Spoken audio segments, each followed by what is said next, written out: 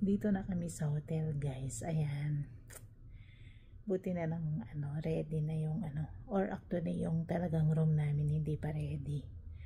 Pero buti na lang may isang ready room yun. Yun yung binigay nila sa amin. Ayan. Kaya nakapag early check-in kami. Walang walang bayad. Ayan. Actually, lagi naman kaming nakakapag early check-in dito. Thank you for watching, guys.